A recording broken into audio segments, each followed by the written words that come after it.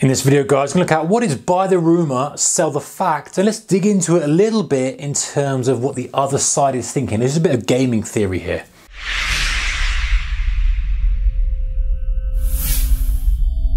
Hey guys, warm welcome to you. Right, so what is buy the rumour, sell the fact, or sell the news? Buy the rumour, sell the news, same kind of thing.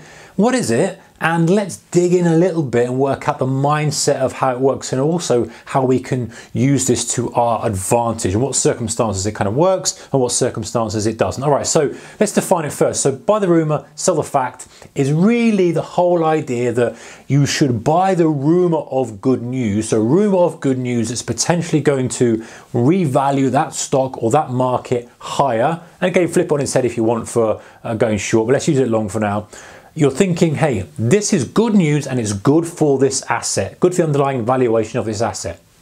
So throughout the whole of this, maybe a couple of months or whatever it is, you've got this rumor that this news is going to come. And the rumor of good news helps the price to pick up.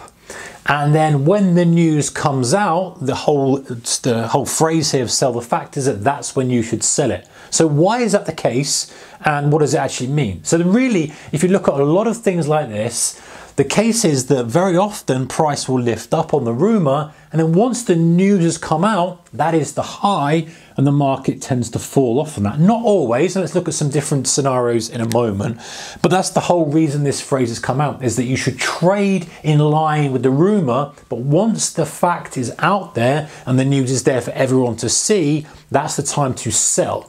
So the reason for that is that while there's a rumor there, everyone has anticipation of this great news. It's buoyed up as great news. Hey, this is going to be great. There's going to be, something fantastic coming out for this stock. It's going to change the stock. It's going to change the market. It's going to change the currency. But something is there, and the rumor is causing everyone to buy in anticipation of the news because the news is good, right? It's going to revalue the asset higher. So that's what people's thinking process is. And your thinking process is probably the same. It's like, hey, well, this comes out, this will revalue the market higher. But the thing is, right, the rumor, everybody knows the rumor. This is not insider info here. That's a complete separate topic. This is a rumor that everybody is aware of. Everyone who's trading the stock knows about it. There's a big deal coming, a big contract. Maybe there's some sort of massive announcement coming out on a macro level, whatever. The point is everyone is aware of it. So it's not exclusive information you've got here. So everyone is acting on this, thinking, yes, it's going to go high, it's going to go high, it's going to go higher. Right, so why does it happen when we do get the news that the market doesn't go any higher?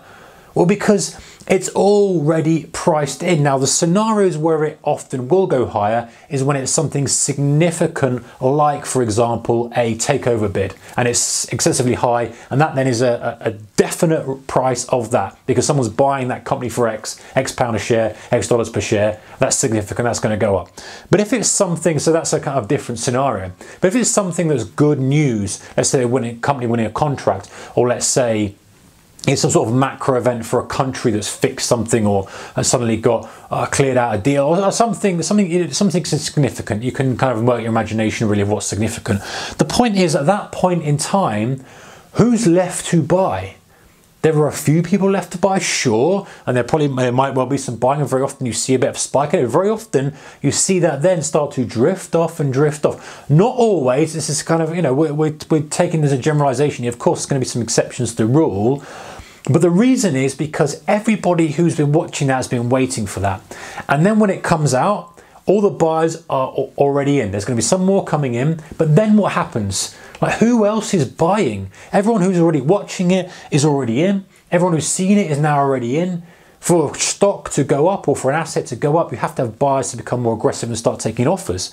So if they're not there, what happens? Well, all of a sudden, you've got a massive amount of people who were only in the trade for this point. They were buying it for this.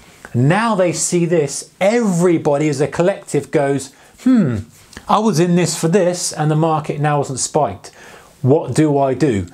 Now what? And that's very often why we see a decline after the news, because everybody, for an unusual scenario, is that everybody is in the asset for the same reason and the same time frame, the news.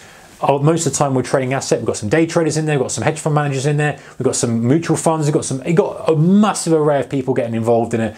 all with different thesis, all with different time frames, etc. When we're looking, everyone's in this, I'm sure there's obviously going to be a chunk of people who are holding it for a longer term, not interested in news, of course. But then you've got suddenly got a collective of people who are looking exactly the same thing. And when they don't see the spike up and continue to move higher, what do? They sell. And that is why, guys, it's buy the rumour, sell the fact. So if you can get earlier on the rumour, you ride the wave of anticipation. And then the best thing to be doing in the majority of the time is to ride the anticipation, run with the trade, let everyone else get so excited about it, but have a plan that as soon as that news comes out, you watch it, you see how it responds. And if it starts to respond negatively, you are first out of that door.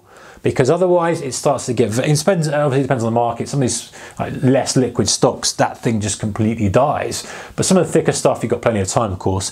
But the thing is then, is that you have ridden other people's emotions. You have ridden the anticipation, especially if you can get on early enough and you can assume that the anticipation will build, the euphoria will build, the excitement of a jackpot will build, and those people coming in after you will help you to profit. And then when the news comes out, if you are first out of the door before everyone else starts scratching their head and wondering what's going on, that's when you're going to make the most money from this type of trade. And the other way of doing it, guys, of course, is that if you're not even in this anticipation phase, you're looking for stuff that has news. When the news comes out, when it doesn't respond as you want it, as people would expect it to, that often creates a significant opportunity on the opposite side, in this case, the short side. So that's buy the rumour, sell the fact. A little bit of theory as well behind it from my perspective. Let me know your thoughts on that in the comment section below.